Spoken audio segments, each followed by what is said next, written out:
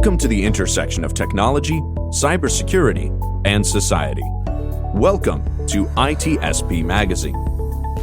You're listening to a new Two Cyber Chicks podcast. You're about to join Erika and Jax for an inclusive cybersecurity conversation designed to educate and break the stereotypes of cybersecurity professionals while providing life hacks on how to handle burnout, networking, and goal setting. Knowledge is power, now more than ever.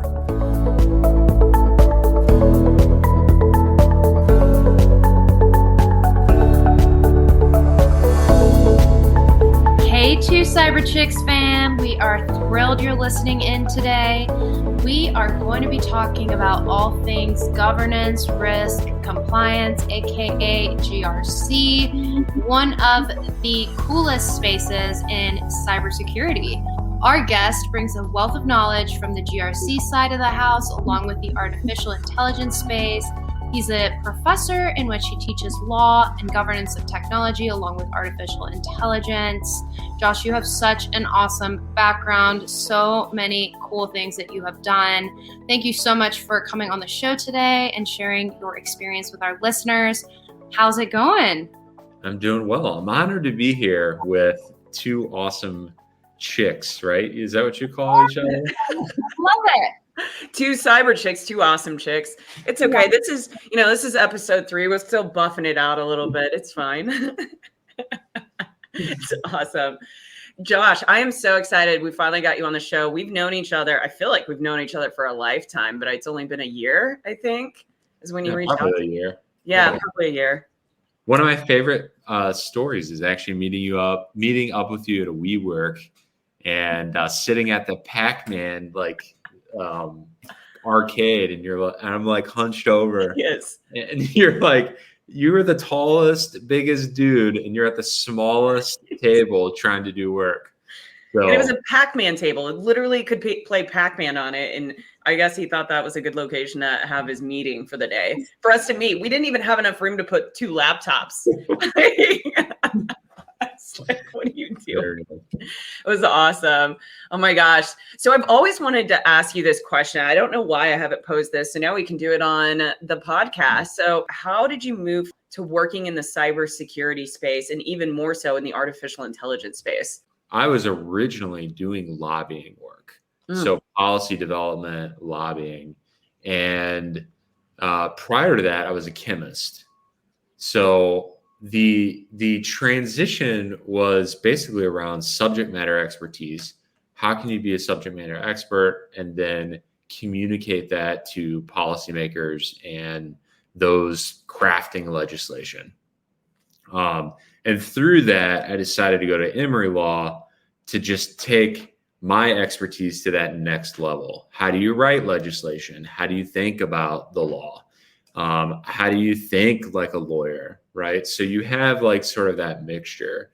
And while there at Emory, I really got into teaching, writing, and then what's the future look like? And through that was when one professor said, hey, this other professor's working with computer scientists around artificial intelligence, machine learning, and they're trying to take law and teach this system about the law. And we think you'd be great. And so I kind of moved into that role of the startup on developing an artificial neural network and teaching this machine about the law. And from that, that's when it was just like, this is my space. And how do I learn more about machines? How do I learn more about coding? How do I learn more about security? And that's all she wrote, basically. Oof. Okay, Josh, that is a lot to unpack. This sounds like a lot of school, first off, a lot of learning. It sounds like you are one of those people that just is taking all of the tools that they have at their disposal and just, making lemonade out of lemons, right? Like anything that's being thrown at you, you just kind of jived with it. Yeah, absolutely. Absolutely. So I'll add one story where immediately one of the professors, she said, hey, I'm going to write a law review article and I'd like you to co-author. And so that was pretty cool. Like right away, a law professor saying, hey, let's do this. I went through the research and I was like, actually, what we want to write about is out there. It's hidden, but it's already out there. And so I worked on a different project, helped another professor edit one of her textbooks. So that was a good experience going through that whole aspect of writing and understanding law and building case studies. And that's where I really started developing that love of teaching, and was able to work with different universities at an adjunct level. And yeah, so it's fun. Yeah, no, what a journey, honestly. I know it probably took a lot of trial and error to find your true passion, but here we are now. So I think that's awesome. I am really curious as to, you told me, this is what you are passionate about now. You love teaching. I want to know exactly, and obviously we're two cyber chicks. We're here to talk about cyber. It's super interesting to us about, how you get to where you get, right? So we're in the cyberspace now. Josh, what is it about the cyberspace that has made you stay here? I think it's so challenging that in the sense that it's ever evolving and no one has a solution for everything, right? When you figure something out in the cyberspace, a hacker or a nation state figures out a new way to get around it. And so it's a moving target. Yeah. And that's the exciting part of finding a challenge that needs to be solved, and then how fast can you keep up with the enemy, so to speak. Right. Knowing that there's always someone out there smarter than you, right? That's what I remind myself all the time. Jax and I love to challenge each other. And I know that's one of the really cool things that I love personally about the cyberspace is what you just mentioned, Josh, is not just the challenge, but then there's also this community, right, that challenges each other. Like you mentioned, one person comes out with one article, then it's kind of like this amazing, effect, just you get momentum, and then one person comes out with something, then you're getting other people's opinion, and it just creates this just beautiful chaos. I'll just call it that.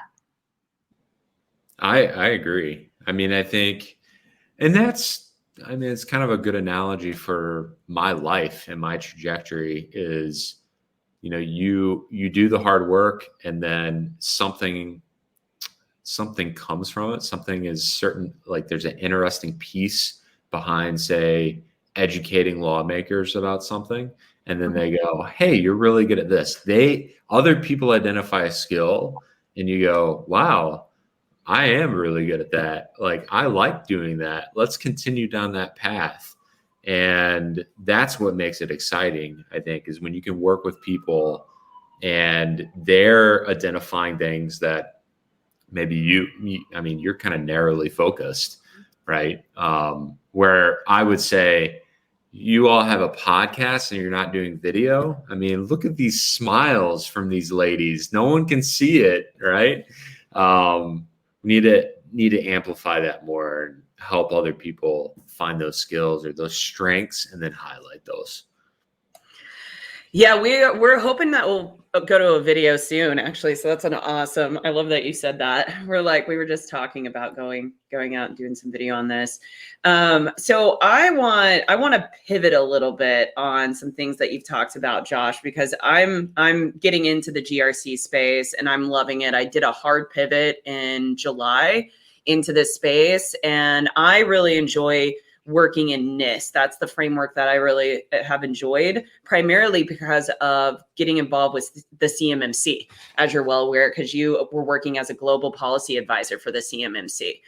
So this is kind of a multi-part question, but the first part, I want your personal and professional opinion on the overall, the high level of CMMC and the impacts that the new version 2.0 is going to have on our critical infrastructure, and what you think will happen going forward with CMMC. Will it dissolve? Will it change into maybe a version 3, maybe even a version 4? What are your thoughts on this? Yeah, great question. I mean, I think, these are all predictions that we're making. And obviously, there are many groups trying to communicate to policymakers on the Hill, as well as agencies. You see President Biden and that administration doing some work. I'm excited for the new part of CMMC because of the scalability. I think you have a better ability to scale moving away from CMMC 1.0. And the reason why I say that is because the amount of time it took to try and get assessors and get people approved, you had 5 C3PAOs where they can't cover the entire DIB. Or the defense industrial base. They can't cover all parts of the supply chain. And that made it really challenging. So that's one aspect. The second aspect, you weren't looking at risk. So you mentioned NIST and going down sort of the risk part, the risk management framework. That it was all based on like this survey, right? Like, hey, you take the survey, you did this, then you show a little evidence, maybe call it a day, where you're not really moving toward overall cyber hygiene and protecting the critical infrastructure. You're just filling out a survey that someone said to do. The third piece of this, if I were to pick 3 pieces, would be the thought around how the AB was established, where it was put into, who put it together. You have sort of this good old boys sort of club. There's a political move, and then we're going to create something that only a select few were able to really capitalize on. So it was more of like a monopoly for a select group. And that really hurt how we look at democracy, how we think about competitive nature and innovation, as well as the strength of protecting the defense industrial base and the Department of Defense. Yeah, and one of the last things you just said, protecting our defense industrial base, and that was the whole premise behind CMMC, was to secure our supply chain to protect our critical infrastructure. After seeing version 2.0 come out, my opinion on this is I don't think we're doing that. And we've taken almost 10 steps back in a way, and now we've complicated the overall process that we already had in place. I think the process that we already had in place, it's that process now layered with POAMs and other different waivers that you have to achieve, but you're still doing self-assessing in a lot of the organizations. So we're in a way we're going right back to we're not securing our critical infrastructure. What are your thoughts on that? That's I guess where I'm really frustrated with some of these changes that I saw. Yeah, I mean, I think the analogy could be around you start building a building, right? And you're building it in the wrong direction. Now it's leaning over. And I think the first thing you need to do is just knock down the building. And then really now you have a strategy, and now how do you rebuild the building to make it stronger and straight in the direction that you want it to go. So I think we're in that phase of there was a strategy, the new leadership saw that the building was being built incorrectly, and you're going to have to tear it down to rebuild something that is going to be stable and move us in the right direction. So it's kind of going back to the chemistry aspect of my life of there's sort of this growth and decay, and then through that you regrow into something that's better. Oh, I like that analogy. Yeah, and it's also the premise behind CMMC was to have the CMMC controls in place. But when they scrape those completely out and now they're just using NIST 171, it really makes me wonder, why do we even have the accreditation body? Why do we have CMMC when we're going back to using NIST 171 and we're doing self-assessment. But do you think this, I mean, let's just add this for a second, CMMC AB, there is no point for them. Right? No, there's not. That's my opinion. I don't. Yeah, there's no point. And I think people in the community have all said this, right? They got on the town hall and they basically, the DOD was like gutted. I think one guy wrote on LinkedIn, like gutted the AB like a cod fish, right? Yeah. And yeah, so my prediction on that is there are going to be enough lawsuits and people are going to try and get their money back. Oh yeah, all these organizations, like I spent $500, which wasn't, it's not a substantial, but it's $500, and I'm in startup mode, and it's for nothing now. And there's RPOs, 5,000, and even more. Some have spent, 30,000. Some companies have spent over 100,000 already starting their assessment process that now they don't need to do. So it's a very interesting time. The town hall was yesterday, so we'll see what happens. Things are going to kind of start unraveling, I think, and there'll be some people coming out, and like you said, lawsuits are going to start to happen. Before I give it over to Erika, because I've talked way too much because I'm so engaged in the CMMC, I have to ask you one more question though on framework. So I'm really passionate about NIST, and Erika loves SOC 2. That's her jam. Do you have a specific framework that you really enjoy utilizing, and why? That's a loaded question. Yes, Erika loves SOC 2. There's a lot of good things that come from SOC 2. I'm kind of in the camp a little bit around who's going to be able to audit independently and do a good job. And those in the SOC 2 world around, it was built by sort of that audit group. Again, we're not mentioning names, so I'm not going to mention the names. So in that group, I think it has a lot of advantages to that. Now, then the NIST side would be thinking about sort of these national standards from a US-centric point of view, then that's another good thing to think about. So I think there's a lot of overlap.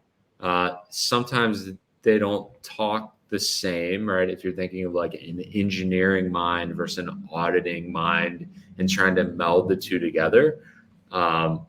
So I hope I avoided the question more than anything. I think you did a great job of explaining the fact that that they're not the same. While they are sometimes used to fulfill the same purpose, there are overlapping controls, right? Let's just call them that, and guidance.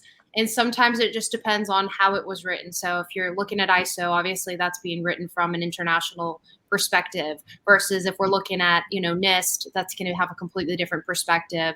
And so there's so many little nuances, but in the GRC space, that's what gets us excited, right? We're like, it's so fun to actually understand who needs what and why do they need it. And, as a third party assessor myself, for me, it's just exciting to see what impact we can make on an organization to help them, meet the regulatory requirements based on, the audits that we're putting these clients through, right? So seeing that end product, and it's a win-win for both parties. So I'm actually going to loop us back to something we were talking about before we were recording. Well, can I ask you a question first? Sure. Okay, I'll ask both of you this question. So do you, and for the audience in SOC 2 and NIST, are you coming at it first from a sort of a risk management mindset? Is that your first thought in SOC 2, and is that your first thought in NIST? I can go first. I think that for me, as a cybersecurity professional, risk is always at the forefront. So I look at everything from a risk-based perspective because my job is not just to audit you on this subset of controls. I feel like my job is to be a trusted advisor and to identify risks that may not be prescriptive, right? They may not be something that the client is thinking about because they're so immersed in their day-to-day operations and their control environment that sometimes they're not looking at things from a risk-based perspective. They start thinking the check the box mentality, which I know our listeners here are are probably like thinking, yeah, I've heard that from when it comes to audit, check the box audits are not the way to go. So that's why I personally have always tied everything back to risk. And I try to take a few steps back, understand what is the organization doing? What do they need? What are their commitments to their customers? What type of data are they storing? What are the risks associated here? What does data look like? Just trying to peel back those layers so that I have a really good understanding before I apply any framework or, body of knowledge to anything. Okay. Yeah, I like that answer. I have to follow up after Erika. Gosh. No, for me, I do look at everything with risk, but having a background within cyber threat intel, I always take it a level more. I always look at what is risk. It's threat and vulnerabilities. And so when I look at an organization, my mind immediately goes to their vulnerabilities. It's how my mind works. Because I'm always looking and thinking about vectors, because I'm thinking, how are you going to be impacted? What are your risks and why is that your risk? The reason I chose NIST, though, is my background in the federal system for almost, 2 decades. So it's easier as I started diving into SOC and some of the other frameworks, NIST was easier for me to understand. But I understand that these frameworks are not security. They are a framework to create a foundational understanding for these organizations, depending on their scope, to help them with their risk management. And so NIST, really, the short answer is I chose it and I like it because of my federal background. And it's a language I completely understand. I grasp it like really, really quickly. Yeah, great. So, I mean, I think that's that at the end of the day, it's based on the advisor, right? So regardless of, we might call them frameworks, but if you think about it, a different analogy to kind of help with this, a doctor is going, okay, here's a problem, here's a solution. What are the risks in order to get us to that solution?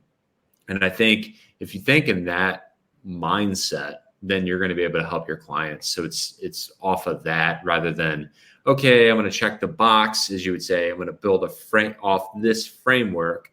I'm going to do a quick assessment. And it's like, well, we need to step back here. Mm-hmm. We don't need a heart surgeon yet. What are the risks involved? And is this going to get us to where we want to be? So I thought I'd add that a little tidbit in before we move on. I love that tidbit. No, that's great, Josh. And Jax, I want to restate what you just said about frameworks not being security. Same with compliance, not necessarily being security. Us in the compliance, sector, like we are so immersed into all of this, and we're like, we understand why our clients need these requirements, why they need to satisfy it. But at the same time, we're just like, okay, this isn't necessarily true security. It doesn't mean that you're not going to experience a breach. It doesn't mean that we're fully avoiding all risks, right? We're getting into a more managed state. And when we talk about risks and all of this, and I know, Josh, I'm getting back to my question, I want to talk about the shift that we're seeing here in the industry. And that shift being the responsibility shift into these giant providers. So, for example, we were talking about infrastructure providers and the responsibilities and the commitments that they're having to increase as as new changes happen in the industry with things coming up in the executive order, the infrastructure changes, mandates, things like that. I mean, we're seeing such a shift into the cloud providers and infrastructure co-location. There's so many responsibilities falling back on them. I know that you have studied the cloud space, and I want to kind of just hear from you what your take on what the shift is doing from an impact perspective, and if any, if any of our listeners want to kind of learn more about it, what is your take on how this is impacting our business and how we do work? Yeah, great question. And maybe this is the thought around politics, but I'm not trying to mean it to be a political statement, but that's where my mind goes to. We are a country built on small business, right? And in order to thrive and innovate and move faster and also protect everything and manage risks, it's really hard for someone trying to find a solution and be a customer to work on their business and then try and manage all of their risk, all of their controls, manage and build an infrastructure that they're trying to build on, right?